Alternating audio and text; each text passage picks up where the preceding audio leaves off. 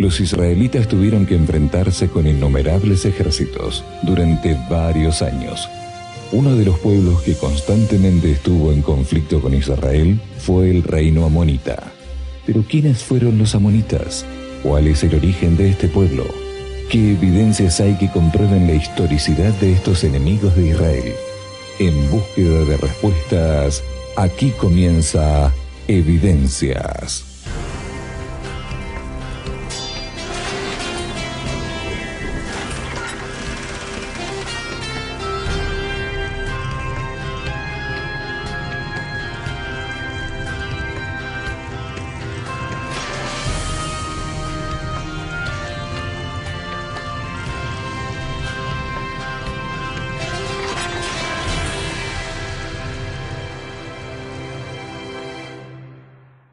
Los amonitas son presentados en las Escrituras como un pueblo pagano, que en diversas ocasiones se opuso y enfrentó militarmente al pueblo de Israel. Pero, ¿qué otras informaciones existen sobre la historicidad de este pueblo? ¿Quiénes realmente fueron los amonitas? Los amonitas eran uno de los reinos tribales que tuvieron la oportunidad de florecer durante la época de hierro, 1000 años antes de Cristo, en la región que hoy conocemos como Transjordania o después del Jordán. Bueno, era una tribu semítica que, tuvieron relación directa con Israel a través de las guerras y lo demás. Y vivían en lo que ahora es Jordania. Su capital era Amón Rabá, que es la actual Amán, capital de Jordania. Ellos vivían en esa zona ahí porque habían venido y habían llegado ahí. Y tuvieron siempre mucha relación, no muy amigable con Israel, porque se transformaron en enemigos de Israel. Pero era una tribu guerrera también que tomó algunas secciones ahí de lo que es Palestina hasta actualmente, lo que es Israel, y vivían en esa zona. Los amonitas eran un pueblo particular, un pueblo pastoril. La zona geográfica en la que ellos vivían, en la cual se ubicaron, daba justamente para el estilo de vida que ellos sostenían.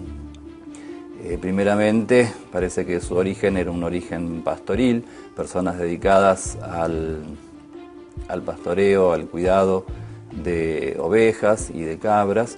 Después, cuando se establecieron de una forma más definida, construyendo ciudades, aldeas, villas, ahí en la zona de Transjordania, en las zonas ricas que ellos vivían, unas mesetas muy fértiles. El río principal que los sostenía era el río Jaboc. Allí en las márgenes ellos edificaron su capital, y después que entonces, después de su vida pastoril, dedicados al cuidado de pequeños ganados, entonces pasaron a tener una influencia bastante pronunciada con respecto de la agricultura en la zona del antiguo Cercano Oriente. El reino amonita quedaba localizado al este del río Jordán, territorio que hoy pertenece al país de Jordania. Entretanto, ¿qué se sabe sobre el origen de este pueblo? Hay varias teorías que han sugerido el origen de los amonitas como pueblos extranjeros que llegaron hasta esta región, como pueblos que emergieron de las mismas tribus que se encontraban allí. Y estas teorías han sido estudiadas a través de los años. Entre esas teorías, Mendenhall, por ejemplo, él alegaba que los amonitas eran algunas de las personas que eran descendientes de los cananeos, que ascendieron a las montañas, cruzaron el río Jordán, bajaron hasta esa región y entonces hicieron este enclave y crearon esta etnia llamada los amonitas. Su discípulo Gottwald, él alega que en la guerra entre aquellos que son de la élite, los aristócratas, y aquellos que pertenecen a los parias, pues este grupo de parias se fueron, hicieron su revolución, se fueron hacia esa región montañosa cerca del río Jaboc. Y entonces ellos establecieron ahí el reino amonita. Mientras otros consideran que son tribus descendientes de amorreos que vinieron desde la parte de Mesopotamia alta y llegaron hasta esta región. Sin embargo, La Biblia nos habla que ellos eran hijos de una de las hijas de Lot. La fuente bíblica se puede citar en Génesis 19:38. Dice allí que la hija menor de Lot, dice, dio a luz un hijo y llamó su nombre Ben-Amí, el cual es el padre de los amonitas hasta hoy. Bueno, el relato de Génesis 19 es un relato, digamos, de un origen incestuoso de los amonitas, por cuanto la hija menor habría concebido a este hijo Ben-Amí de su padre Lot. Lot era un sobrino de Abraham. Había salido de allí, de la zona de los caldeos, de Ur, había emigrado hasta llegar a Palestina, y cuando en cierto momento hubo dificultades porque los dos eran ricos, tenían muchos rebaños y muchas personas trabajando para ellos. Por ejemplo, Abraham en cierto momento reunió a su gente y tenía 300 guerreros cuando fue a luchar contra Kedorlaomer. Así que esa gente eran como y entonces decidieron, mira, estamos llevándonos mal, tu gente con mi gente, vamos a separarnos. Y Lot pidió ir a la zona de Sodoma y Gomorra, que es en la zona muy fértil, de muchos pastos, etc. Y bueno, llegó el momento que la Biblia habla de la destrucción de Sodoma. Y Lot huyó con 2 de sus hijas. Y el relato bíblico es que de la unión de Lot con cada una de sus hijas dieron lugar a los amonitas y a los moabitas. Es interesante el significado del nombre, Ben-Amí, hijo de mi pueblo, significa, o hijo de mi padre, también podría ser. Y este nombre está certificado como un nombre conocido en las tabletas ugaríticas en la región fenicia, es decir, que de alguna forma, posteriormente, los fenicios tuvieron algún contacto con los descendientes de Ben-Amí, de este hijo incestuoso de Lot y una de sus hijas, la hija menor. Entonces, ellos eran parientes de Israel. ¿Por qué? Porque Lot era sobrino de Abraham, y entonces eran parientes de Israel. Pero a pesar de parientes, eran enemigos. Pero incluso hay algunos nombres, que hay muy pocos, pero algunos nombres moabitas, amonitas, son de origen hebreo, o se relacionan mucho con los hebreos. Excavaciones arqueológicas en la región de Cercano Oriente han revelado una gran cantidad de informaciones sobre la cultura de diversos reinos e imperios que han existido. ¿Qué informaciones se han descubierto sobre la historia y las costumbres de los amonitas? El conocimiento que existe sobre la cultura del pueblo amonita es más bien dependiente de otras culturas más avanzadas o de culturas más famosas del antiguo Cercano Oriente. Los amonitas tuvieron, en términos generales, una vida pastoril muy dependientes de la agricultura, de la ganadería, y eso es lo que lo mantuvo a ellos, digamos, en una condición cultural diferente.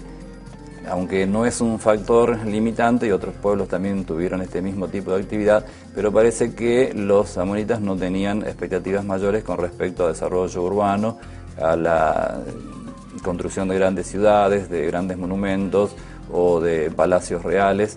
No hay una intención de parte, por lo menos de los gobernadores amonitas que se conocen, o de los reyes que gobernaron ese pueblo, dejar, digamos, para la posteridad palacios como lo hicieron los egipcios o como lo hicieron los asirios. En ese caso fueron más humildes o tuvieron otra forma de entender las cosas. De hecho, los amonitas no son un pueblo que se los pueda establecer con características culturales muy distintivas, excepto decir que fueron personas pastoriles. No dejaron tampoco una cerámica característica, quizás como lo hicieron los filisteos con su cerámica propia bicrómica de 2 colores. Tampoco los amonitas desarrollaron un arte de escritura, digamos, que pueda ser conocido hasta hoy. Apenas han encontrado unas pocas tabletas que dan idea de la forma de escribir que ellos tenían.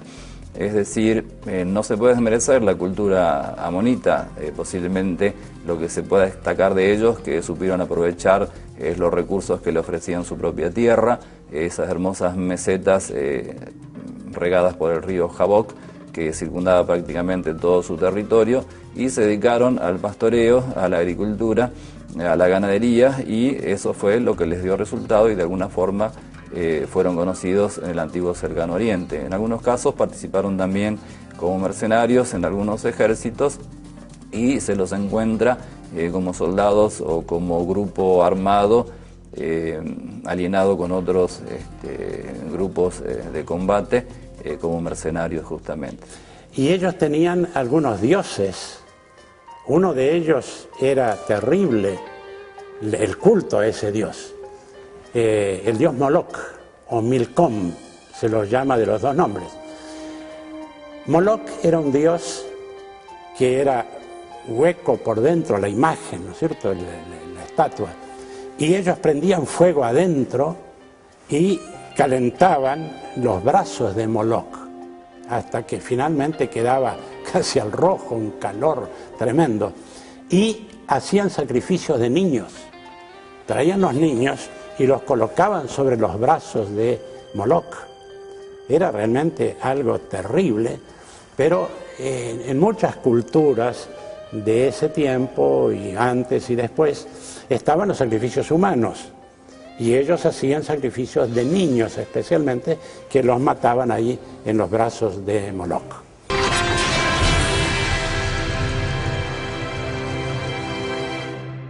La existencia del reino amonita es mayormente comprobada por los escritos de las Sagradas Escrituras, ya que para la ciencia, la historicidad de este reino solo fue confirmada por medio de hallazgos arqueológicos. ¿Cuáles fueron los principales descubrimientos que dieron evidencia existencial de este antiguo reino? Realmente los amonitas habían permanecido en la oscuridad hasta que los adventistas del séptimo día comenzaron a excavar en esta región. Uno de los excavadores anteriores, Nelson Gluck, él había sugerido que los amonitas no precedían el siglo X a.C. o el siglo XII a.C. y que no hay evidencia de ellos después del exilio neobabilónico. Sin embargo, nosotros tenemos en la Biblia la sugerencia de que ellos existían antes, en la época de bronce tardío, y que ellos existieron después, en el periodo persa. Así que teníamos esta pregunta acerca de los amonitas en relación a la Biblia. Los adventistas del séptimo día comenzaron en el año 1967 a excavar en Tel Hesbón. Allí comenzaron a descubrir evidencia de estos pueblos amonitas que en algún momento dado invadieron esa región de Maraba. Se encontró allí en la zona de Transjordania, la zona donde vivían los amonitas, una serie de tumbas, y una de ellas aportó el hallazgo de 5 ataúdes antropomórficos que de alguna forma parecía que tenían cierta influencia con el tipo de sepultamiento que hacían en Egipto, solo que el tipo de tumbas y los ataúdes eran de una forma mucho más grotesca y menos delicada que la que se usaban en Egipto. También se descubrió una corona muy interesante que, de acuerdo a los arqueólogos, parece que databa del tiempo de David. También se encontró una botella con nombres de 2 reyes amonitas, y el nombre era Aminadab, y parece que este rey está certificado en algunas tabletas asirias.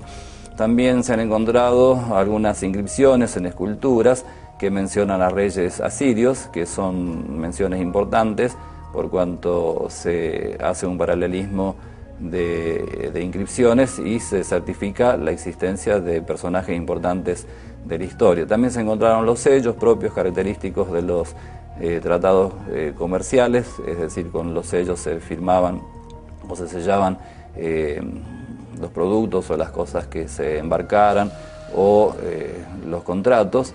También se encontraron fortificaciones que tienen que ver mucho con la época de la monarquía israelita, y hay un par de fortificaciones muy interesantes que parece que de alguna forma testificaran de las campañas o de las batallas que tuvieron los amonitas con los israelitas. Así que hemos podido tener evidencia arqueológica gracias a estas excavaciones adventistas durante los últimos 40 años y hemos podido reconstruir las deidades, los reyes, sacerdotes y elementos históricos. No hemos encontrado anales o registros de historia o listas largas o documentos o poesía o algo por el estilo, desgraciadamente. Sería ideal encontrar algún tipo de colección de escritos como esta, un cuerpo de inscripciones que nos pueda ayudar a entender la versión de ellos, de quiénes eran ellos, porque hasta ahora hemos tenido solamente los testigos de sus vecinos, en muchos casos de sus enemigos, acerca de quiénes eran los amonitas. La Biblia presenta el origen del pueblo amonita y los embates militares que este reino tuvo con Israel. ¿Qué detalles presentan las Sagradas Escrituras sobre estos acontecimientos? La situación entre Amón e Israel era tirante. Cuando los hebreos tratan de pasar por ese territorio, encuentran tirantes de parte de los amonitas. En el periodo de los jueces, ellos se unen con los midianitas, tienen los moabitas, esta unión de pueblos que ellos tratan de invadir el área y ellos subyugan a Israel por bastantes años hasta que el pueblo de Israel es librado. Más adelante, en el tiempo de Saúl, ellos entran en conflicto con Saúl y ellos de alguna manera toman venganza porque el rey Naash le da asilo a David, el archienemigo de Saúl. Más adelante, cuando el rey muere, David envía a algunos de sus embajadores para consolar a su hijo. Sin embargo, el hijo, en vez de considerar que era un honor el tener estos embajadores, sus consejeros le dicen que es una trampa, que David está enviándolos como espías para ver las fortalezas y analizar cómo está la ciudad para entonces atacarla. Los afeitaron, los desnudaron, los humillaron, deshonraron a estos hombres. Eso causó la furia de David.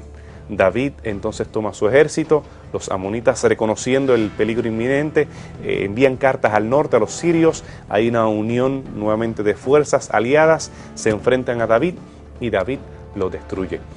Urías, el heteo, el esposo de Betsabé, en una de estas batallas, mientras está siendo por tomar en la ciudad de Ramat de Amón, la capital, Amán, como se conoce en el día de hoy, él muere y David se queda con la esposa de Urías el heteo. Dice la historia que ellos fueron castigados por Dios por dos razones básicas. Una es que cuando Israel ingresó en el Éxodo, ellos no lo abastecieron, no le permitieron agua, ni ningún alimento, ni nada. Ellos trataron muy mal a Israel. Esa es una de las razones. Y la otra razón es que lo de Balaam, que Balaam era del pueblo de ellos, de los amonitas, y fue contratado por Balac, que era moabita, para maldecir al pueblo de Dios. Ahora, es interesante que la maldición se transformó en bendición. Conocemos la historia de Balaam, cuando él fue pagado él se entusiasmó con la posibilidad de las riquezas que le ofrecía Balac. Pero él sabía que no podía maldecir al pueblo. Pero cuando se enfrentó al pueblo junto con Balac, en vez de maldecirlo, lo bendijo. Pero lo curioso es que después él fue a hablar con Balac y le dio algunos consejos. Que los de moabitas o amonitas se unieran en matrimonio con los israelitas. Y los israelitas que se unieran en matrimonio, consejo a ambos lados. Y eso trajo prácticamente la ruina a Israel cuando hubo la unión de los... ¿Por qué? Porque los dioses amonitas, saben que en la historia sucede muy frecuentemente eso, que un pueblo al conquistar a otro pueblo o al relacionarse con otro pueblo, toma la cultura y toma los dioses. En aquella antigüedad que había mucho politeísmo, que los israelitas tomaban los dioses amonitas, o los dioses moabitas, o los dioses egipcios. Y ese fue un problema muy serio, muy grave para el pueblo de Israel. Así que ese contexto de tirantez y de problemas y de maldiciones en cuanto a ellos de parte de los profetas es el tipo de relación detrimental que fue deteriorándose a través de los siglos entre los amonitas y los israelitas. El avance de los ejércitos neobabilónicos a la región de Israel y Palestina fue devastador para muchos pueblos y reinos. Aunque los amonitas resistieron a las invasiones, con el tiempo su reino fue perdiendo poder hasta que más tarde desaparecería de la historia. Los amonitas, como etnia particular y diferente, van desapareciendo de la historia después de finalizar la época de hierro. Vemos que las invasiones de los neobabilónicos al área fueron muy detrimentales para todos los pueblos. Israel fue uno de los primeros en ser deportado bajo el imperio de los asirios y desaparece como entidad teniendo un reino y teniendo un territorio. Judá colapsa ante los ejércitos neobabilonios. En ese momento dado, con Nabucodonosor, Amón y Moab y Edom no son atacadas necesariamente. Inclusive tenemos evidencia en la Biblia, en el libro de Jeremías, que muchos hebreos huyeron hasta Amón. Ellos regresan de Amón, cuando Gedalías se convierte en el gobernador, o es nombrado gobernador por los neobabilonios. Ellos regresan desde Amón, desde Moab y desde Edom, y matan a la guarnición de neobabilonios que se encontraba allí. Es un par de décadas más tarde, cuando Nabonido regresa al área, que entonces él finalmente destruye a los amonitas, a los moabitas y a los edomitas. Anteriormente ya los filisteos habían desaparecido, el pueblo de Judá había desaparecido como un reino como tal, y ahora a mediados del siglo VI es que entonces los amonitas desaparecen como pueblo por la influencia de esta invasión de los neobabilonios. Sin embargo, aún después de los neobabilonios, todavía tenemos algunos reyes amonitas. Eran reyes vasallos bajo el gran imperio persa. Y tenemos evidencia en Irak el Amir de tumbas, inclusive de un Tobías. Tobías es un nombre hebreo refiriéndose a alguien bueno inclusive en relación a Yahvé. Así que ellos todavía durante la época persa, hablando de 400 años antes de Cristo, cuando estuve en Irak el Amir hace unos años, pude entrar a estas cuevas y a estas tumbas de los reyes amonitas y tienen unos palacios impresionantes con megalitos, piedras impresionantes, grandes, inmensas, las cuales ellos pudieron armar ese palacio, y ellos permanecieron hasta la época intertestamentaria. Con las invasiones de los nabateos, que ellos siguen empujando a los edomitas en la parte sur, más adelante los moabitas y los amonitas, el poder de ellos y su independencia y su identidad se va desvaneciendo en manos de los nabateos, estas tribus árabes que finalmente los asimilan y ellos desaparecen de las páginas de la historia. Y es irónico pensar que estos eran los descendientes de Lot. Lot había escuchado la promesa en Génesis 12. Él y su nación iba a poder recibir bendición de parte de Abraham, porque serían benditas todas las naciones. Pero este pueblo que fue poderoso políticamente, ellos tuvieron reyes antes que los hebreos.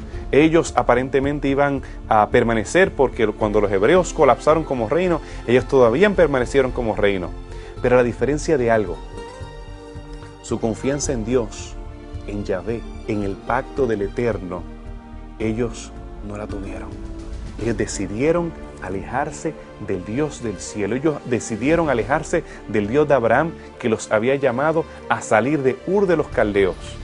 Y ahora desaparecieron en las páginas de la historia, porque ellos dejaron de confiar en el Dios de sus padres.